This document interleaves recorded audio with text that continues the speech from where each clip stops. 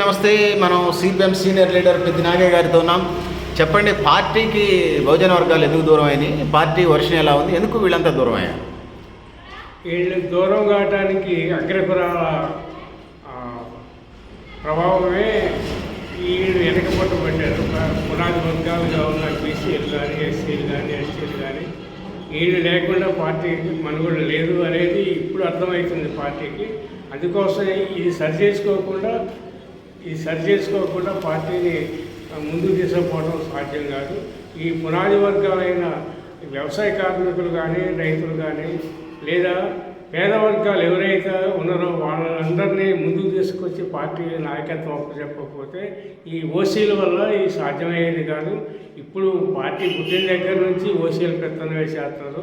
అందుకోసమే మనం వాళ్ళకి పేదవాళ్ళకి మనం సమాధానం చెప్పలేని పరిస్థితి. ఏంది ఆయన అమ్మాయినా ఆయన బాబునైనా మేము ఆయన కింద పనిచేయాలన్నా, మేము పనిచేసి ఏం ప్రయోజనం? 20-30 సంవత్సరాలు పనిచేసినా కూడా మమ్మల్ని గుర్తింపే లేదే.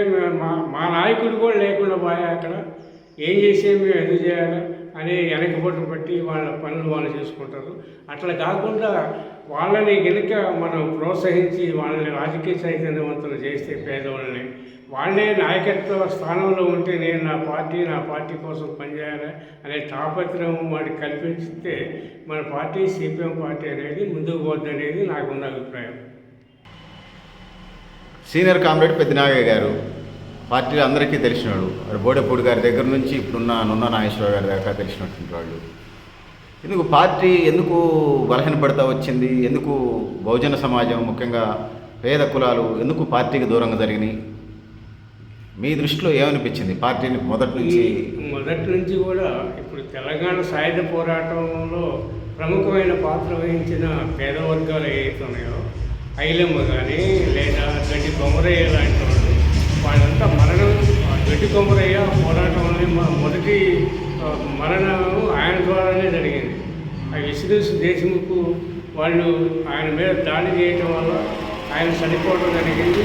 అట్లాగే పేదవాళ్ళ పక్షాన నిలబడి ఐలమ్మ గారు ఖచ్చితంగా నడుముకి పోకలు చుట్టి మన కత్తి చేతిలో పట్టుకున్నట్టుగా పడవల చేతిలో పట్టుకొని జనాన్ని తన ఆస్తిని వాళ్ళు ఆక్రమించుకోవడం కోసం ప్రయత్నం దేశముఖ్ ఆయన తిప్పికొట్టింది. దానికి సహకరించిన వాడు భీమిరెడ్డి సింహారెడ్డి, వాళ్ళు స్వరాజ్యం గారు, తర్వాత లవకుశరెడ్డి గారు, ఆయన తమ్ముడు లవకుశరెడ్డి గారు. వాళ్ళ కుటుంబం భూస్వాముల కుటుంబం అయినా కూడా పేదవాళ్ళ కోసం పనిచేశారు. వాళ్ళు అట్టాటి వాళ్ళు ఉండబట్టే ఇంకా పార్టీ ఈ భారతదేశంలో కానీ మన రాష్ట్రంలో, తెలంగాణ రాష్ట్రంలో కానీ ఆంధ్రలో మాత్రం కమ్మోడ ప్రభావం ఇంకా ఎక్కువైంది. అక్కడ గుంటూరు జిల్లాకు సంబంధించిన కమ్మోడు మాత్రమే నాయకులు. పోలిట్ బ్యూరో కానీ, కేంద్ర కమిటీ సభ్యులు కానీ ఇంకా వాళ్ళు అక్కడ ఉండే తప్ప ఇంకా వేరే జిల్లాలకు సంబంధించిన అక్కడ 13 జిల్లాలు ఉన్నాయి, పాత జిల్లాలు. ఆ జిల్లాలో ఎవరు లేరు. గుంటూరు జిల్లాకు సంబంధించిన వాళ్ళు మాత్రం మన లావు గంగాధరరావు కానీ, మాకినేని బసవపున్నయ్య కానీ, లేదా వాళ్ళిద్దరు బావమతులు కానీ మన హనుమంతరావు గారు ఇట్లాంటి వాళ్ళు అక్కడి నుంచి వచ్చిన వాళ్ళే కమ్మోడు. ఇంకా వేరే జిల్లాల నుంచి, వేరే ప్రాంతం నుంచి ఒక్కరు కూడా నాయకత్వం రాలేదు. ఒక నెల్లూరు జిల్లా నుంచి సుందరయ్య గారు వచ్చిన ఆయన్ని ఆల్ ఇండియా సెక్రటరీ చేసేది తప్ప ఆయన మళ్ళీ వచ్చి అక్కడ అభిప్రాయ భేదాలు వచ్చినాయి. అక్కడ పార్టీని డెవలప్ చేయడానికి ఎట్లా అనే దాని మీద, విధానాల మీద అభిప్రాయాలు వచ్చినాయి. అభిప్రాయాలకి ఈయనకి సుందరయ్య గారికి అనుకూలంగా లేదు ఆ నిర్ణయాలు. అందుకోసమే నేను ఇక్కడ ఉండలేను, నా రాష్ట్రం నేను పోతానని చెప్పి మళ్ళీ ఆంధ్రప్రదేశ్ వచ్చి ఇక్కడ ఆంధ్రప్రదేశ్ ఉమ్మడి రాష్ట్రానికి ఆయన సెక్రటరీగా పనిచేసి ఆయన చనిపోయిన దాకా కూడా, చనిపోయినప్పుడు వేలాది మంది ఆయనకి నివాళులు అర్పించారు. ఇది ఆయనకు సంబంధించిన విషయాలు మాత్రం ఇది. అందుకోసమే పేదవాళ్ళు ఎవరైతే ఉన్నారో, ఏ జిల్లాలో ఉన్నారో, ఎక్కడైతే ఉంటారో అక్కడే పార్టీ డెవలప్ అయింది తప్ప ఇవాళ బెంగాల్ ఉంది, బెంగాల్ పరిస్థితి కూడా అదే, కేరళ కూడా అదే పరిస్థితిలో ఉంది. కానీ దాన్ని కవర్ చేస్తుంది పినరాయి విజయన్ గారు. తర్వాత అక్కడ ఇంకా బేబీ వాళ్ళంతా మా మంచి మంచి కార్యకర్తలు అక్కడ కార్యకర్తలు అసలు వాళ్ళు ఒక్కొక్క పార్టీ కార్యకర్తకి ఒక ఎకరం పొలంలో ఇల్లుండేది. ఇల్లుంటే అందులో పార్టీ సమావేశాలు కానీ ఎక్కడైనా ఏదైనా కార్యక్రమాలు కానీ అక్కడి నుంచి నిర్ణయాలు తీసుకొని వాళ్ళు పనిచేయటం వల్ల అక్కడ ఉద్యమం ఇంకా బతుకుంది. మళ్ళీ వచ్చే ఎన్నికల్లో కూడా మళ్ళీ గెలవడానికి అవకాశాలు ఉన్నాయి. అందుకోసమే పార్టీ ముందుకు పోవాలంటే పేదవర్గాలు లేకుండా పార్టీ ముందుకు పోతుందనేది నాకున్న అభిప్రాయం. ఇక ఖమ్మం టౌన్లో 7వ డివిజన్ లేకపోతే ఖానాపురం పాత గ్రామ పంచాయతీ అంతా మీ నాన్నగారు సర్పంచ్ చేశారు, మీరు ఎంపీటీసీ చేశారా? సార్ అసలు అప్పటి నుంచి పార్టీ సభ్యత్వం ఎలా ఉండేది, దానికి సంబంధించి ప్రజలకు సమస్యలు ఏమి ఉండేది, పార్టీ చేయగలిగినవి చేసినవి ఏందో వివరించండి. ప్రాంతంలో మా పార్టీ స్టార్టింగ్ నుంచి 54లో ఇక్కడ స్టార్ట్ అయింది పార్టీ సిపిఐ తర్వాత 72 దాకా 74 నుంచి 64 నుంచి 72 దాకా సిపిఎంలోనే ఉంది. సిపిఎంలోనే ఉన్నాము. తర్వాత రజవేలి గారు వచ్చి మళ్ళీ తాలూకా కమిటీ అని చెప్పి తాలూకా కమిటీ పెట్టాడు. అందులో నేను ఇమేజ్ నుంచి బయటకు వచ్చేసాను. నా ఎమ్మటి మొత్తంగా అవేలి పార్టీయే నా ఎమ్మటి వచ్చింది. అక్కడి నుంచి స్టార్ట్ అయ్యింది. అప్పుడు అవేలి పార్టీలో ఎవరెవరు ఉన్నారు? నీతో పాటు పార్టీ సభ్యులు ఉంటారు కదా మీ కమిటీకి సంబంధించి. అవేలి కమిటీలో ఎవరు పేరు చెప్పండి గుర్తున్నంత వరకు. పార్టీ సభ్యులు అంటే దొంగల కోటయ్య గారు, గుర్తున్న మట్టి చెప్పండి, అన్ని సాధ్యంగా కోటయ్య గారు. తర్వాత మా నాన్న సెక్రటరీ దొంగల కోటయ్య గారు, మా నాన్న. తర్వాత గొట్టెముక్కులు సత్యనారాయణ గారు, పేరు గోపాడు. తర్వాత మన సలిగంటి రాములు, మెరుగల కోటయ్య, షేక్ మొస్తాన్ సాహెబ్. తర్వాత సిలకల సంగయ్య, పెద్ద సంగయ్య, ఆ టేకులపల్లి సంబంధించి. ఖానాపురంలో అది కూడా ఈ శాఖ.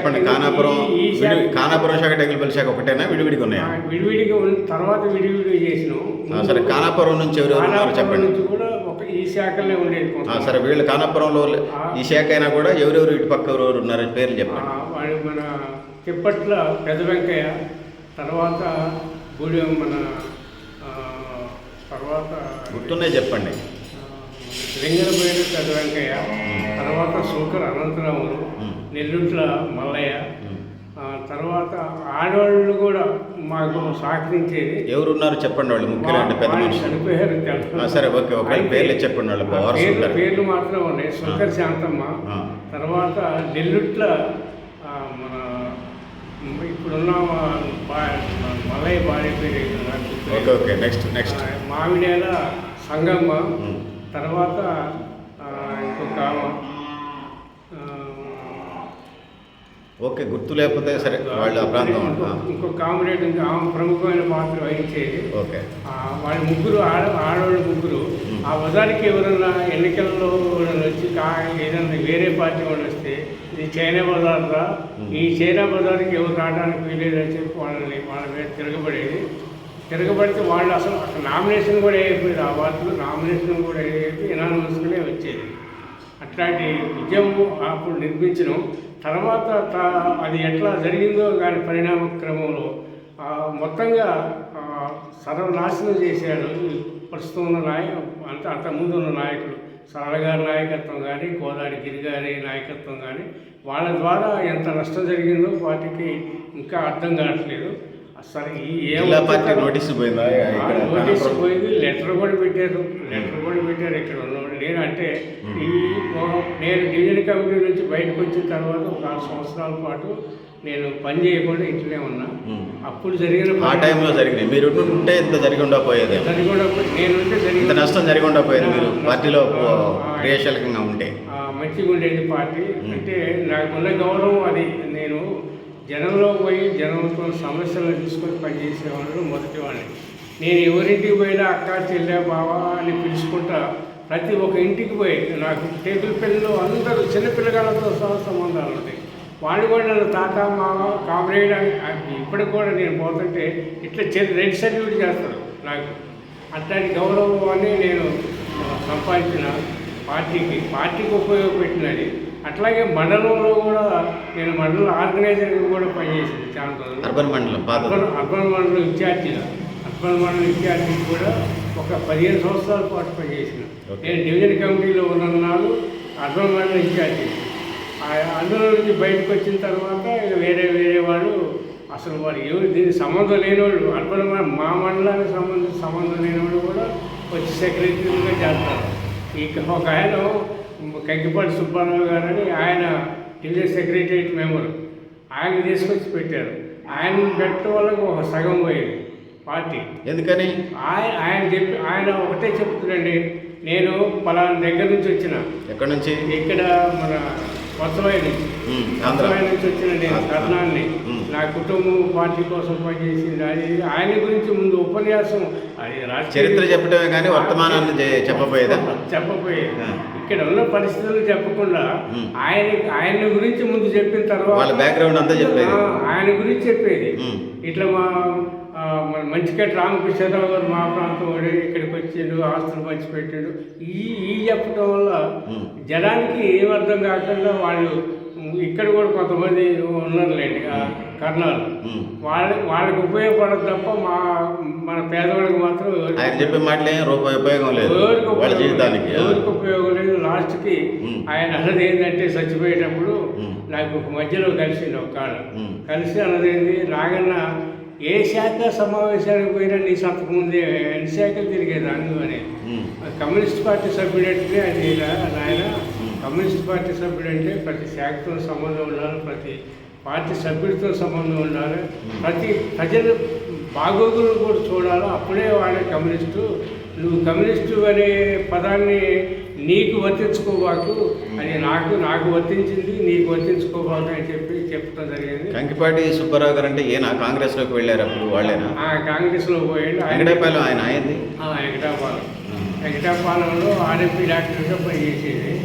ఇక అక్కడి నుంచి పార్టీలో చిన్నగా అక్కడ ఉన్న అక్కడ పార్టీ బలమైన పార్టీలే. వెంకటాపాలెం అనేది పార్టీకి బలమైన కేంద్రం. ఆ కేంద్రం నుంచి ఆ ప్రాంతంలో పార్టీని చూడటం కోసం ఇక్కడ సెంటర్కి వచ్చి పనిచేసింది. సెంటర్లో అలవెన్స్ తీసుకొని ఇక్కడ ఆర్ఎంపీ డాక్టర్గా తీసేసుకొని ఇక పార్టీ కోసం పనిచేసింది. అంతవరకు కరెక్టే, కానీ ఆయన గురించి చెప్పుకోవటం కరెక్ట్ కాదనేది నాకున్న అభిప్రాయం. పార్టీ గురించి చెప్పు, అది వేరే విషయం, కానీ నిన్ను గురించి నువ్వు చెప్పుకోవటం కాదు, నిన్ను గురించి ప్రజలు చెప్పుకోవాలి. నిన్ను గురించి ప్రజలు చెప్పుకోవాలి. అది కమ్యూనిస్ట్ లక్షణం, అది కమ్యూనిస్ట్ పార్టీ కార్యకర్తకు ఉండాల్సిన లక్షణం. ఎప్పుడైనా కమ్యూనిస్టు ఈ లివ్ చార్జీ అనే మహానుభావుడు ఒక పుస్తకాన్ని రాసింది, మంచి కమ్యూనిస్ట్ ఎలా ఉండాలని. అందులో ఆయన చెప్తాడు, నువ్వు ఎప్పుడైనా కమ్యూనిస్ట్ పార్టీలో పనిచేయాలనుకుంటే నిన్ను గురించి ప్రజలు చెప్పాలి, కానీ నిన్ను గురించి నువ్వు చెప్పుకోవటం కాదు, అది తప్పు అని చెప్పిండు. ఆయన చెప్పిన వాటి సూత్రాలు నేను పాటించిన. నా పార్టీ కోసం నేను అట్లా కష్టపడ్డాను. వేరే పార్టీ వాళ్ళు నేను ఉదాహరణ పోతుంటే ఇంకా సిపిఎం కార్యకర్త అంటే ఇట్లా ఉండాలరా, పెద్దనాగయాలు ఉండాలరా అనేది సిపిఐ వాళ్ళు. అప్పుడు అర్బన్ మండలంలో సిపిఐ వాళ్ళు బలంగా ఉండేది. నేను రజవేలి గారికి ఇన్ఛార్జిగా పనిచేసిన ఎన్నికల్లో రెండుసార్లు. పాత సుజాత నగర్ కదా అప్పుడు? పాత సుజాత అర్బన్ మండలం అంతా పాత సుజాత నగర్ కాన్స్టిట్యున్సీలో ఉండేది. ఇదంతా బల్లపల్లి బాలపేట ఇదంతా సుజాత నగర్ అసెంబ్లీలో వచ్చింది. ఖమ్మం అర్బన్ మండలంలో 2 ప్రాంతాలండి, 2 ప్రాంతాల్లో విభజించబడింది, 2 నియోజకవర్గాల్లో. ఒకటి సుజాత నగర్, ఒకటి పాలేరు, ఖమ్మం ఒకటి. రోడ్డు అవుతుందంతా ఖమ్మం, అలీపురం, కొత్తగూడెం, అగ్రహారం, ఇవన్నీ ఖమ్మం నియోజకవర్గం. ఈ ఖానాపూర్ హవేలీ ఒకటి మాత్రం కావాలని కాంగ్రెస్ వాళ్ళు ఇక్కడ సిపిఎం మెజారిటీ వస్తుంది, సిపిఎంను బలహీనపరచాలి, ఇక్కడ మెజారిటీ వస్తుంది వాళ్ళకి అని చెప్పి ఎప్పుడు కాంగ్రెస్ ఈ హవేలీలో ఎప్పుడు సర్పంచ్ గెలవలేదు.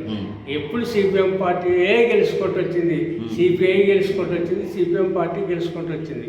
సిపిఐ నుంచి విడిపోయిన తర్వాత, సిపిఎం ఏర్పడిన తర్వాత సిపిఎం పార్టీలనే రజనీల్ గారితో సహా 67లో ఆయన ఎమ్మెల్యే అయినప్పుడు 60-72 దాకా ఆయన సిపిఎం పార్టీలో పనిచేసాడు. అప్పటిదాకా కూడా ఏ పార్టీకి కూడా అవకాశం లేదు ఈ హవేలీలో సర్పంచ్ గెలవడానికి కానీ. అయితే 72లో ఆయన తాలూకా పార్టీ పెట్టి చిన్నాభిన్నం చేయటం కోసం ప్రయత్నం చేసి కొంత ప్రాంతాన్ని మాత్రం చిన్నాభిన్నం చేసింది. ఎవరు రజబెల్లి గారు? రజబెల్లి గారు చిన్నాభిన్నం చేయటం అంటే సిపిఐలో పోదాం అనుకుంటా అప్పటికి. అప్పటికి అంటే వాళ్ళు ఇంకా న్యూట్రల్గా ఉన్నారు అప్పటికి. రజబెల్లి గారు అప్పుడు న్యూట్రల్గా ఉన్నాడా లేకపోతే సిపిఐలోకి వెళ్ళి? సిపిఐలోకి పోవాలనేది ఖానాపురం అంతర్గతంగా అనుకున్నాను. అంతర్గతంగా వాళ్ళు చాలక కమిటీ అని ఒక పెట్టిండు కదా, గాంధీ చౌకలో ఆఫీసు పెట్టేసి ఆయన పోకుండా జనం ఆయనతో పని ఉంటుంది ఎమ్మెల్యే అప్పుడు.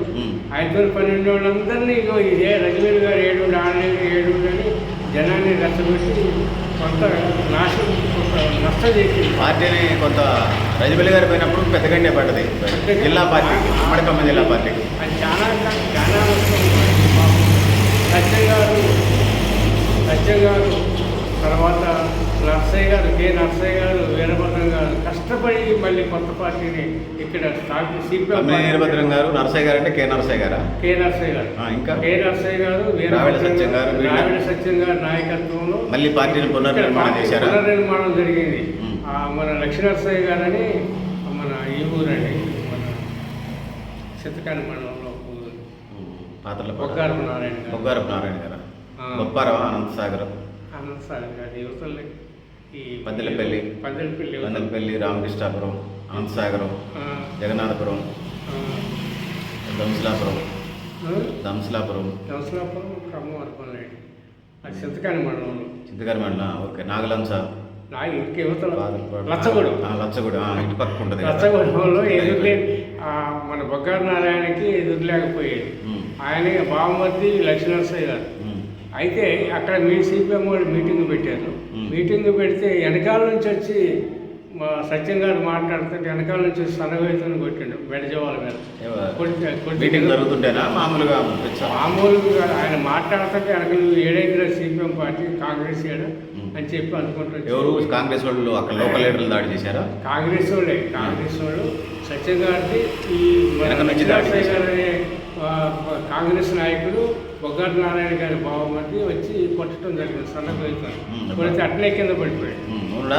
బాగా ఇంజూరీస్ అయిపోయినా కింద పడిపోయిన తర్వాత లేచి మంచిగా బయటకు ఇవ్వాలని సరే ఇక మీటింగు జరుపుకొని వేరే వాళ్ళు ఉన్నారు కదా, మా నర్సయ్య గారు, తర్వాత వీరభద్రం గారు, వాళ్ళు మాట్లాడారు మిగతా విషయాలు. హాస్పిటల్ పంపించారా? ఇక హాస్పిటల్లో తీసుకొచ్చి ఆయన 6 నెలలు 7 నెలలు బతికిండండి మనాజ్తోని. హార్ట్ అటాక్ వచ్చింది. అప్పటికే ఆయనకి రాష్ట్ర పార్టీ ఎమ్మెల్యేగా నామినేట్ చేసింది.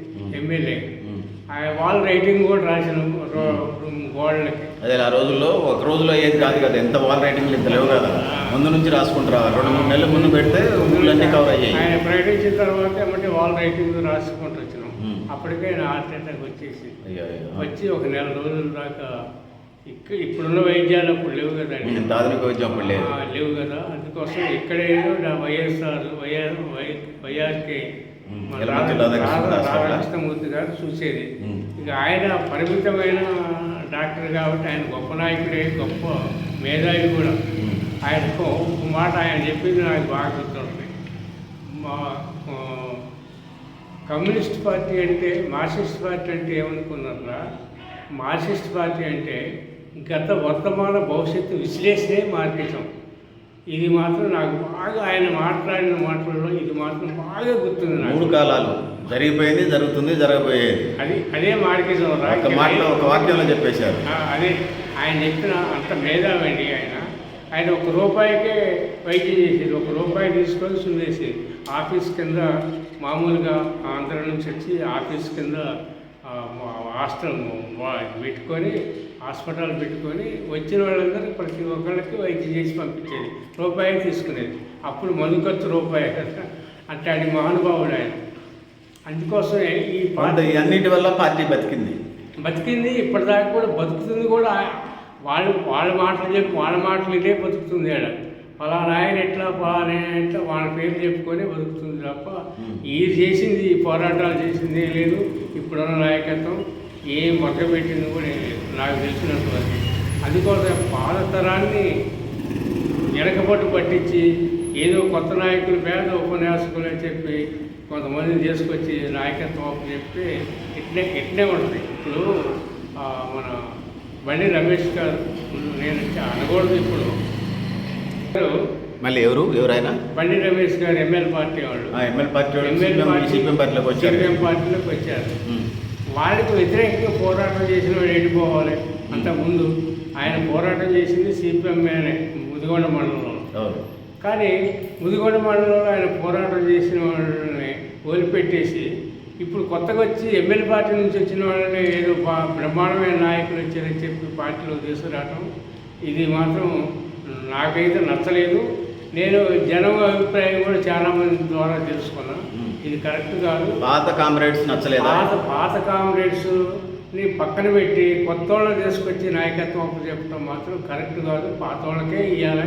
పాత వాళ్ళు ఏ సామాజిక వర్గమైనా కానీ పాత వాళ్ళు ఉండడం వల్లనే వాళ్ళ గతంలో అనుభవాలన్నీ చెప్తున్నారు జనానికి.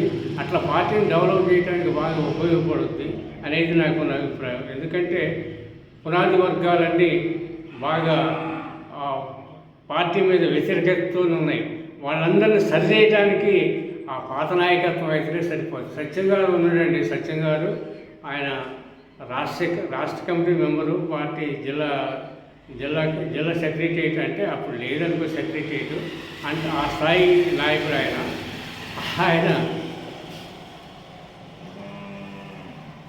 ఆయన ప్రజలతో కలిసిపోయేది.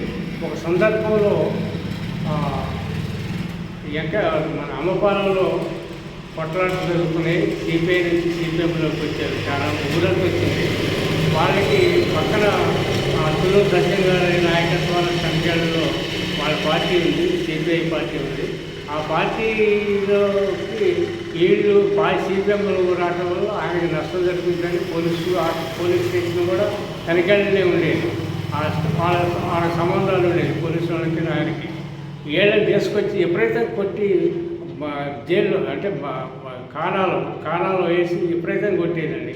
కొడితే సిపిఎం లీడర్ని ప్రజలను కూడా మీరు సిపిఎంలో పోతారు, నేను మీకోసం ఎంత కష్టపడ్డా లేదా నేను పార్టీ నిర్మాణం చేసి నా పార్టీలో లేకుండా మీరు సిపిఎంలో పోతారు అని చెప్పి వాళ్ళని కొట్టడం జరిగింది. అయితే వాళ్ళు అక్కడి నుంచి ఒకళ్ళు వచ్చి ఆఫీసులో చెప్పారు. వెంకన్న గారు పిల్లుట్టు వెంకన్న గారికి చెప్పారు, ఇట్లా చేస్తానండి అట్లా కొడతానండి అంటే సత్యం గారు లేడప్పుడు. సత్యం గారికి నేను అప్పుడే ఆఫీస్కి పోయాను. ఎందుకు ఏదో పని రోజు పోయేది 10 పైసలు జేబులో ఉండేది. 10 పైసలతోనే నడిచి వచ్చేది. ఎక్కడ ఆఫీస్ ఎక్కడప్పుడు? అప్పుడు గాంధీ చౌక్లో పైన గాంధీ చౌక్ నుంచి మళ్ళీ ఇక్కడికి వచ్చిందండి. ఇక్కడికి వచ్చింది ఆఫీసు. అక్కడ నుంచి ఇక్కడ యువతలకు వచ్చింది. యువతల మన ఆంధ్ర బ్యాంక్ ఎదురుగా బాలాజీ నగర్ అది బాలాజీ నగర్కి కోటయ్య గారి హాస్పిటల్కి యువతల ఆఫీసు ఉండేది. ఆ ఆఫీసులో ఈయన కూర్చొని ఉండు సత్యం గారు. ఆయన పెద్ద పులిలాగా ఉండేది. తలగొడ్డ గెలుకుంటూ చుట్టూ రసంగా ఉండేది. నా పెద్ద నాయకుడిగా అప్పుడే అరే అని పిలిచేది. ఒక రావిడ సత్యానికి తప్ప మిగతా వాళ్ళందరినీ కూడా అరే అని పిలిచేది. అంటే అంత చనువు ఉండేది ఆయనకి. అంటే ఆయన అంటే కూడా ముక్కుసూటిగా మాట్లాడే మనస్తత్వం. ఆయన టౌన్ సెక్రటరీ చేసి కొద్ది కూడా పార్టీని కొద్ది చిన్నపిల్లం కానీలేదు. కానీ జాండ్రావులు అనేవాడిని తీసుకొచ్చి పార్టీ పెట్టి సర్వనాశనం చేసింది ఆ ప్రాంతం అంతా. ఆయన ఉండా అంటే లేడు. ఆయన సిపిలోకి పోయాడు జాండ్రావులు గారు. అందుకోసమే ఆ సందర్భంలో సత్యం గారి దగ్గరికి నన్ను పంపాడు. ఇట్లా అమ్మపాలనలో ఇట్లా జరుగుతుందట, పోలీసులు కొడతారట మనల్ని, కసి వచ్చి మాట్లాడమను అని చెప్పంటే నేను 10 రూపాయలు ఇచ్చాను. ఎందుకే డబ్బులు అంటే పూర్వ ఛార్జీలు కావాలి సార్ నీకు అని అంటే 10 రూపాయలు జేబులు పెట్టుకొని బస్ స్టాండ్కి పోయి బస్ ఎక్కి 5 రూపాయలు ఛార్జ్ అయ్యి పోయినాం. ఆ పోతే సత్యం గారు అప్పుడే స్నానం చేస్తుంటే నేను పోయినా. ఏంటి నాకు మేము వచ్చినాయంటే ఇట్లా అమ్మపాలెంలో మనవాళ్ళు కొడతారటండి అని చెప్పంటే కొడతారా మనవాళ్ళు అని అన్నాడు. కొడతారట అని చెప్పి సత్యం మన వెంకన్న గారు చెప్పాడు మీకోసం ఉన్నాను అని చెప్పి చెప్పాను. అయితే అప్పుడు ఆ రోజే జరిగింది ఏంటంటే ఆయన గూడు 7 ఎకరాల గూడు ఉంది. ఆ గూడు అంతా నడుచుకొని పోయారు. ఒడ్లు నడుచుకొని పోతే భార్య ఇంట్లో గురుగుతుంది. మీకు ఎప్పుడు అవి వాళ్ళ వాళ్ళ పని అనుకోలే చేస్తాను. ఏది మన భూమి నడుపుతుంది సంగతి ఏంటంటే ఏదంటే ఇన్వెస్ట్ చూసుకోవాలి. ఆ మిగతా అన్నీ తొక్కిచ్చేసి పట్టేసి ఇస్తాయి 10 బస్తాలు 5 బస్తాలు అయితే అని చెప్పి అని ఎమ్మటే స్నానం చేసి ఎమ్మటే గుడ్డలు వేసుకొని కండపుదాలు వేసుకొని బాగా తాగులన్నాడు. పోయి వచ్చినాం. వచ్చి ఆఫీస్కి వచ్చింది. ఆ యాంకర్ని అడిగితే ఇటు సంగతి అనేది వాళ్ళని విపరీతంగా కొడతారంటే వాళ్ళు తట్టుకోలేక నాకు కబూర్ చేశారు అని చెప్పి ఎమ్మటే ఆయనకు చిన్న జీవు లక్ష్మణ్ అనే ఒక డ్రైవర్ ఉండేది. ఆయన సత్యనారాయణపురం ఇల్లు ఆ ప్రాంతం నుంచి వచ్చేది. ఏడే ఉండేది. అయితే ఆ జీప్ తీసుకొని అయితే చిన్న జీప్ అనమాట, 4-5 పడుతున్నారు. చిన్న కర్ర తొంటకర్ర ఉండేది ఆయన దగ్గర. ఆ కర్ర వెనకాల వేసుకొని మనకి ఆయనకు ఒక్కటే చెయ్యి లేదు కదా, ఒక చెయ్యి. ఆ చెయ్యితో ఎంతమంది కొడుతున్నావు కానీ ధైర్యం కోసం చిన్న కర్ర ఉంటే తీసుకొని అందులో వేసుకొని కార్లో జీపులో వేసుకొని కూర్చొని లక్ష్మీ ఇద్దరు వెళ్ళిపోయి వాడిని తిట్టాల్సిన తిట్టేస్తాయని బయటికి తీసుకొని వచ్చినాడు అన్నాడు. అట్లా ఆయన గౌరవం పెరిగింది, పార్టీ గౌరవం పెరిగింది. అప్పుడు నాయకుడు ఇట్లా ఉండాలి. జనం కోసం పనిచేసేవాడు, జనం సమస్యల కోసం పనిచేసేవాడు. ఎంత నిబద్ధత ఉండాలో అంత నిబద్ధతగా ఆయన ఉండేది సత్యంగారు అనే కామ్రేడ్. అందుకోసం ఆయన మొన్న ఆఫీసులో ఫోటోలు పెట్టాలని నేను పెట్టించిన నా సొంత ఖర్చుతో పెట్టించాను, డబ్బులతో. ఆయనంటే నాకు అంత ప్రేమ. తర్వాత మంచికంటి రామకృష్ణరావు గారు. మంచికంటి రామకృష్ణరావు సర్వం ఆయన ఆంధ్ర నుంచి వచ్చి వెళ్ళటం దత్తత వచ్చిన ఆయనకి 1000 ఎకరాలకు దత్తత వచ్చి ఇవాళ ఆ భూములు రాసిచ్చి వాళ్ళు పట్టాలు చేయించుకున్నారు. కొంతమంది ఉన్న భూములు ఉన్నాయి ఉంటే ఈయన పేరుతోనే ఉన్నాయి. ఇంకా వాళ్ళు పట్టాలు చేయించుకోవాలి. పేదవాళ్ళు వాళ్ళు ఏం జనరోళ్ళు చేయించుకుంటే రైతు బంధు మెషిన్ అంతా వాళ్ళ కొడుకులు తీసుకుంటుంటే అప్పుడు కూడా ఆయన 200 ఎకరాలు కనుక ఉంటే ఆయనకి అది కమ్యూనిస్ట్ పార్టీ ఇచ్చిందని చెప్పి వినోబావ అనే ఆయనకి దానం ఇచ్చింది 200 ఎకరాలు వినోబావకి. భూదాన ఉద్యమం అప్పుడు ఆయన 200 ఎకరాలని కమ్యూనిస్ట్ పార్టీ ఇచ్చిందని చెప్పి అప్పుడు అట్లా రాసి ఎవరన్నా ఈ రోజుల్లో చేయగలరా? మరి ఏమైంది? రైతు బంధు వాళ్ళకే పడుతుంది, మరి వీళ్ళకి హ్యాండ్ ఓవర్ చేయలేదా? పార్టీ దృష్టికి పోయిందా? ఇది పార్టీ దృష్టికి వచ్చింది. వస్తే పార్టీ కూడా మరి వెనక ముందు ఆడుతుంది. మరి ఏం చేస్తుందో తెలియదు నాకు. మరి జరుగుతుంది, తర్వాత ఏదైనా జరుగుతుంది. వాళ్ళు ఇంకా పార్టీలో ఉన్నారు. వాళ్ళు భూములు తీసుకుని ఉన్నారు, ఇంకా పార్టీలో ఉన్నారు. కొంతమంది బయటికి పోయారు. అట్లాంటి వాళ్ళు ఏమన్నా తిరుగుబాటు చేస్తే ఏమన్నా రావచ్చు. అయితే వాళ్ళేమీ ఆశించట్లేదు. వాళ్ళ కొడుకులు కూడా భూముల గురించి ఏమి ఆశించట్లేదు. దాని మీద వచ్చే వాళ్ళ నాన్న పేరుతో ఉన్నది కాబట్టి రైతు బంధు తీసుకుంటారు అంతే తప్ప అందుకోసమే వాళ్ళు ఆ చరిత్రలో నిలబడే వాళ్ళలో ఆయన కూడా ఒకడు. ఈ ఖమ్మం జిల్లా చరిత్రలో నిలబడే వాళ్ళలో మొదటివాడు కూడా ఆయన ఉంటాడని నేను అనుకుంటున్నాను. ఆయనే కాదు, ఇంకా సర్వదేవపట్ల రామనాథం అని సిపిఐలో పనిచేసేది ఆయన. ఆస్తి ఆయన కూడా జమీందారు. ఆయన మన ఏదో ఊరుందండి దానవాయిగూడెం దొరవారు. ఆయన ఆ దానవాయిగూడెం ప్రాంతానికి మొత్తం కైకొండగూడెం దాకా ఆయన భూములే. ఆయన కూడా అట్లే పంచిపెట్టాడు. లాస్ట్కి చచ్చిపోయినాడు. ఆయన మీద కప్పటానికి ఏమి లేకపోతే చెద్దరుంటే చెద్దరు కప్పారు పార్టీ ఆఫీసు. అంత గొప్ప నాయకుడు ఆయన చేయబట్టి ఆ ప్రాంతంలో సిపిఐ ఉందంటే ఆయనే కారణం. ఆయన పేరు చెప్పుకొనే ఆ సిపిఐ నిర్మాణం చేసుకోవడం తప్ప ఈ ఉద్యమాన్ని నడిపిన వాళ్ళు ఎవరు లేరు. ఒక్క రజవెల్లి తప్ప తెలంగాణ పోరాటంలో పనిచేసిన వాళ్ళు ఆయన ఒక్కటి తప్ప ఎవరు లేరు. మిగతా వాళ్ళందరూ సిపిఐలో ఉన్న వాళ్ళందరూ కూడా వాళ్ళు సార్ కాంట్రాక్టర్లు, సెటిల్మెంట్ బ్యాచ్. ఈ బ్యాచ్ మాత్రమే ఇప్పుడు సిపిఐలో ఉందనేది నాకు అభిప్రాయం. ఎందుకంటే ఇవాళ జరిగే పరిణామాలన్నీ కూడా పేదవాళ్ళు కూడా అనుకునేది కూడా అదే. సెటిల్మెంట్ బ్యాచ్, ఈ ఆఫీసుకు పోతే సెటిల్మెంట్ జరుగుతుందని అనుకోవడం తప్ప పోయి సెటిల్మెంట్ చేసుకొని రావడం తప్ప ఆడ మంచి జరిగేది మాత్రం లేదనేది నాకు అభిప్రాయం. కామ్రేడ్ చెప్పండి, పార్టీ కేంద్ర కమిటీ నిర్ణయం 65-75 ఏళ్ళు దాటిన వాళ్ళని రిలీవ్ చేసి యువకుల్ని ఉత్సాహవంతుల్ని పార్టీలో రిక్రూట్మెంట్ చేసుకుని బలోపేతం చేయాలని ఉంది. అయితే నా అభిప్రాయం కూడా కరెక్టే కావచ్చు, చేయొచ్చు. కానీ వాళ్ళకి అనుభవం లేని వాళ్ళు తీసుకొచ్చి పెట్టడం వల్ల నష్టం జరుగుతుంది. వాళ్ళు మంచి చెడు వాళ్ళ పరిస్థితి ఏంది, వాళ్ళ వెనకాల వాళ్ళ బ్యాక్గ్రౌండ్ ఏంది తెలుసుకోకుండా నాయకత్వ స్థానంలోకి వాళ్ళని తీసుకొచ్చి పెడితే పార్టీకి నష్టం జరుగుతుంది. ఈ అనుభవం ఉన్న వృద్ధ కామ్రేడ్స్ని కూడా కొంతమందిని ఆ కమిటీలలో ఉంచితే వాళ్ళ అనుభవాలు తీసుకొని వాళ్ళు పనిచేయడానికి అవకాశం ఉంటుంది అనేది నాకు